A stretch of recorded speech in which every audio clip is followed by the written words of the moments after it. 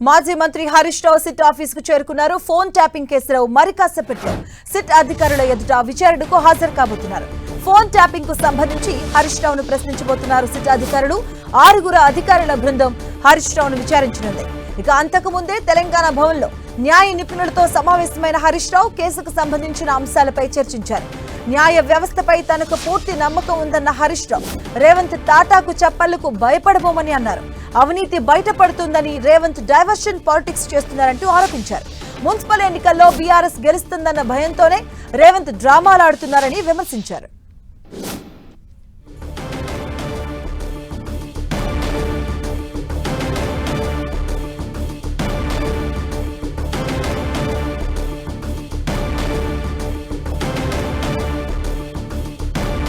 SIT ఎదుట విచారణకు హాజరయ్యారు మాజీ మంత్రి హరీష్ రావు. ఫోన్ ట్యాపింగ్ కేసులో హరీష్ రావును సిట్ అధికారులు విచారించబోతున్నారు. దీనికి సంబంధించిన పూర్తి అప్డేట్స్ మా కరెస్పాండెంట్ కిరణ్ అందిస్తారు. కిరణ్, మాది ప్రస్తుతానికి సిఆర్పీ నోటీసుల ప్రకారం అయితే హరీష్ రావు కొద్దిసేపటి క్రితమే సిట్ ఆఫీస్ కి చేరుకున్నారు. ఆయన కొద్దిసేపటి క్రితమే వ్యక్తిగతంగా ఆయన ఒకనే మాత్రమే లోపలికి అనుమతించారు. ఆయనతో పాటు స్థానికంగా కొంతమంది ఎమ్మెల్యేలు కూడా వచ్చిన పరిస్థితి కనిపిస్తుంది. ప్రస్తుతానికైతే ఈ కేసుకు సంబంధించి కూడా కొత్తగా ఏర్పడిన సిట్ అనేక కోణాల్లో దర్యాప్తు చేసినట్లుగా మనం చెప్పాల్సింది. కాబట్టి ప్రస్తుతానికైతే సిఆర్పీ 160 నోటీస్ ప్రకారం కూడా హరీష్ రావుని విచారణకు పిలిచినట్టుగా చెప్పాలి. ఈ కేసుకు సంబంధించి కేవలం అన్ని సాక్షిగానే మాత్రమే విచారణకు పిలిచినట్టుగా మనం చెప్పాల్సి ఉంటుంది. కాబట్టి ప్రస్తుతం అయితే హరీష్ రావుని ఎన్ని గంటల పాటు సిట్ అధికారులు దర్యాప్తు చేసే అవకాశం కనిపిస్తుంది, ఏ అంశాల మీద వీరిని క్వశ్చన్ చేసే అవకాశం ఉంటుంది. ప్రస్తుతానికైతే ఆయనని కొద్దిసేపటి క్రితమే లోపలికి వెళ్లారు. పెద్ద సంఖ్యలో కూడా తెలంగాణ భవన్ వద్ద నుంచి ఆయనతో పాటు బీఆర్ఎస్ పార్టీకి సంబంధించిన ఎమ్మెల్యేలతో పాటు మాజీ మంత్రులు కూడా ఒక్కొక్కరికి చేరుకున్న పరిస్థితి. ఒకసారి మనం విజువల్స్ చూసుకోవచ్చు. ఆయన సిట్ ఆఫీస్ కి విచారణకు వచ్చిన నేపథ్యంలో కూడా భారీగా బందోబస్తు ఏర్పాటు చేసిన పరిస్థితి కనిపిస్తుంది. కాబట్టి ఎందుకంటే ఈ కేసుకు సంబంధించి గడిచిన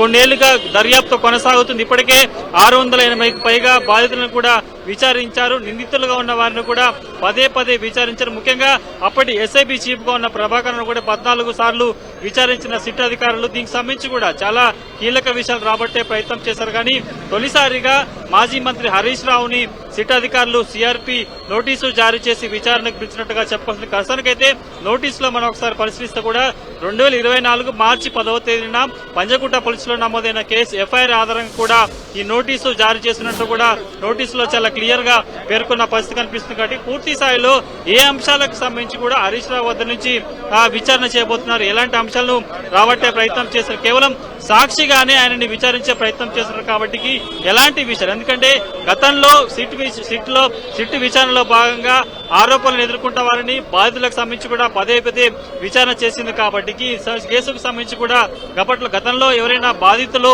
హరీష్ రావు పేరును బయటకు చెప్పారా, లేకపోతే ఏ విషయంలో, ఎందుకంటే ఆ కేసుకు సంబంధించి ఈయనకి గతంలో ఫోన్ ట్యాపింగ్ సంబంధించి కూడా అప్పట్లో ఆయన మంత్రిగా ఉన్న కాబట్టి ఈయన పాత్ర ఏంటి అనే విషయంలో కూడా అడిగి తెలుసుకునే అవకాశం కనిపిస్తుంది. ఎందుకంటే ముందు సిట్ సంబంధించి కావచ్చు, తాజాగా ఇటీవల కొత్తగా ఏర్పాటు చేసిన సిట్ కి సంబంధించి 9 మంది అధికారుల బృందంలో 5 సీనియర్ ఐపీఎస్ అధికారులు వీళ్ళంతా కూడా గడిచిన కొద్ది రోజులుగా ఈ కేసుకు సంబంధించి కూడా గతంలో మొదటి వెంకటగిరి నేతృత్వంలో ఏర్పాటు చేసిన సిట్ కాకుండా కూడా అప్పటి విచారణలో భాగంగా తిరిగి బాధితులు కావచ్చు, నిందితులను కూడా పదే విచారించింది. ఆ కేసుకు సంబంధించి అప్పుడు పాత్ర ఏంటి, ఎవరు ఫోన్ ట్యాపింగ్ చేయమంటే చేశారనే సమాచారం కూడా సేకరించే ప్రయత్నం అప్పుడు చేసింది. కాబట్టి తాజాగా కొత్తగా ఏర్పాటు చేసిన సిట్ కూడా చాలా అంశాలకు సంబంధించి కూడా విషయాలను రాబట్టే ప్రయత్నం చేస్తుంది. గడిచిన కొద్ది రోజులుగా కొత్తగా ఏర్పాటు చేసిన సిట్ తర్వాత కూడా బీఆర్ఎస్ పార్టీకి సంబంధించిన ముఖ్య నేతలను కూడా వరుసగా విచారణకు పిలిచే అవకాశం ఉన్నట్టుగా వార్తలు వచ్చిన నేపథ్యంలో అనుకున్న విధంగానే తాజాగా ఇటు మాజీ మంత్రి హరీష్ రావు కూడా నిన్న నోటీసులు జారీ చేశారు. వాస్తవానికి ఈ నోటీస్ ప్రకారం కూడా 48 గంటల్లో విచారణకు హాజరు కావాలి. ఆయన నోటీస్ ఇచ్చిన కొన్ని గంటలకే సిట్ ఎదుట విచారణకు హాజరయ్యాయి. కాబట్టి అన్ని విషయాలను ఆయన వివరిస్తానని చెప్పారు. తన నోటీసులకు భయపడే వ్యక్తి, ఎందుకంటే గతంలో చక్రధర్ అనే వ్యక్తి ఫోన్ ట్యాపింగ్ లో సంబంధించి కావచ్చు, హరీష్ రావు తన ఫోన్ ట్యాపింగ్ చేసినట్టు కూడా ఆరోపణ చేస్తూ పంజగుట్ట పిఎస్ లో కేసు నమోదు చేసిన ఆయన హైకోర్టుకు వెళ్లిన తర్వాత సుప్రీంకోర్టుకు వెళ్లి కూడా అక్కడ పిటిషన్ క్రాస్ చేసిన నేపథ్యంలో కూడా ఇక ఫోన్ ట్యాపింగ్ కేసులో హరీష్ రావును విచారించే అవకాశం లేదు అని అందరూ భావిస్తున్న నేపథ్యంలో కూడా తాజాగా ఒక కేసు అంశానికి సంబంధించి సంబంధించి కావచ్చు కేవలం సాక్షిగా ఆమెను విచారిస్తున్నట్టుగా నిన్న నోటీసు సర్వ్ చేసిన పరిస్థితి కనిపిస్తుంది. కాబట్టి పూర్తి స్థాయిలో హరీష్ రావుని సిట్టు బృందం ఏ అంశాలకు సంబంధించి కూడా అంటే ఆయనలో అడిగే అవకాశం కనిపిస్తుంది, ఎలాంటి ప్రశ్నలు సంధించే అవకాశం ఉన్నట్టుగా సమాచారం. ప్రస్తుతానికైతే ఆయన కొద్దిసేపటి క్రితం లోపలికి వెళ్లారు, విచారణ కూడా మొదలైనట్టుగా చెప్పుకోవాలి. కిరణ్, ఎవరి సమక్షంలో ఈ విచారణ జరపబోతున్నారు? అలాగే హరీష్ తరపు న్యాయవాదులు ఏమంటున్నారు? ఆయన కనుక ఎవరైనా వెళ్ళడం జరిగిందా విచారణకి లోపల? ఆయన ఒక్కరిగానే వెళ్ళడం జరిగిందా?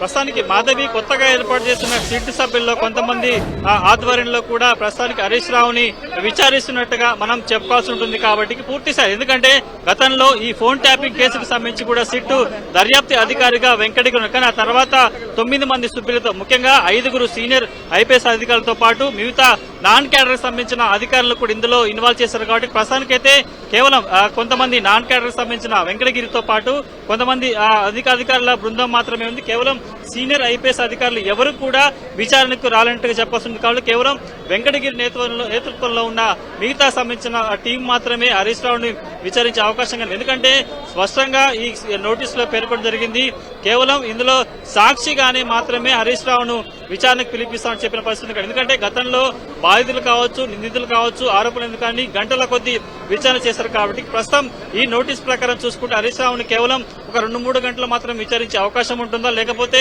రోజంతా అంటే ఈ పూటంతా కూడా విచారించే అవకాశం ఉంటుందా, లేకపోతే ఎలాంటి పరిణామాలు చోటు చేసుకుంటాయి, ఏ అంశాల ఆధారంగా హరీష్ రావుని విచారణకు పిలిచారన్న సమాచారం కూడా మనకు తెలుసు. ఎందుకంటే కొద్దిసేపటి క్రితం ఆయన విచారణకు వెళ్లే ముందు కూడా చాలా కీలక విషయాలను ప్రకటించేశారు. కేవలం కొన్ని అంశాలను పక్కదారి పట్టించేందుకే ఫోన్ ట్యాపింగ్స్ లో తనకు నోటీసులు ఇచ్చారు, అందులో భాగంగానే తనను విచారణకు పిలిచారంటూ కూడా హరీష్ రావు చెప్పిన నేపథ్యంలో ప్రస్తుతానికి ఈ సిట్టు బృందం కొత్తగా ఏర్పడిన సిట్టు బృందంలో సభ్యులకు సంబంధించి కావచ్చు హరీష్ రావుని విచారించే అవకాశం కనిపిస్తుంది. కాబట్టి ముఖ్యంగా ఏ అంశాల ఆధారంగా ఎవరు ఇచ్చిన వివరాల ఆధారంగా హరీష్ రావుని ప్రశ్నించబోతున్నారు, ఎలాంటి వివరాలు సేకరించబోతున్న సమాచారం రావడం కొద్దిసేపటి క్రితమే ఆయన లోపలికి వెళ్లారు. కాబట్టి ఈ కొత్తగా ఏర్పడిన సిట్ నేతృత్వంలోని సభ్యుల బృందం ఆధ్వర్యంలో ఆయన్ని విచారించబోతున్నారు సిట్ ఉన్నతాధికారులు. కిరణ్, అంటే హరీష్ వెంట ఎవరెవరు విచారణకు రావడం జరిగింది? ఆయన లోపల సింగిల్ గానే వెళ్ళడం జరిగిందా, లేదా న్యాయ నిపుణుడు ఏమైనా వెళ్లారా ఆయన వెంట? నిన్న నోటీసులు సర్వ్ చేసినప్పుడు కూడా వ్యక్తిగతంగా ఆయన ఒకరు మాత్రమే సిట్ ఆఫీస్కు విచారణకు హాజరు కావాలంటూ కూడా పేర్కొన్న నేపథ్యంలో ఆయన వెంట కొంతమంది ఎమ్మెల్యేలు, ఎమ్మెల్సీలతో పాటు లీగల్ టీం కూడా సిట్ ఆఫీస్ కి చేరుకుంది. కానీ కేవలం ఆయన ఒక్కరిని మాత్రమే పోలీసు అధికారులు లోపలికి పంపించిన పరిస్థితి మనం చూసాం. కాబట్టి కేవలం ఆయన ఒక్కరు మాత్రమే లోపలికి వెళ్లారు, ఆయన ఒక్కరిని మాత్రమే లోపలికి అనుమతించారు. కనీసం ఆయన లీగల్ టీం సంబంధించిన సభ్యులను కూడా లోపలికి అనుమతించకపోవడంతో ఆయన ఒక్కడే కేవలం కొన్ని పేపర్ సంబంధించిన డాక్యుమెంట్స్ తీసుకొని కూడా విచారణ ఆఫీస్ కి లోపలికి వెళ్ళినట్టుగా మనం చెప్పాలి. ప్రస్తుతానికైతే ఆయన విచారణ ప్రారంభమైంది. ఎన్ని గంటల పాటు మాజీ మంత్రి హరీష్ రావును ఈ కేసుకు సంబంధించి వివరాలు అడిగే అవకాశం ఉంటుంది. ప్రస్తుతానికైతే విచారణ మొదలైనట్టుగా మనం చెప్పుకోవాలి. థాంక్యూ కిరణ్.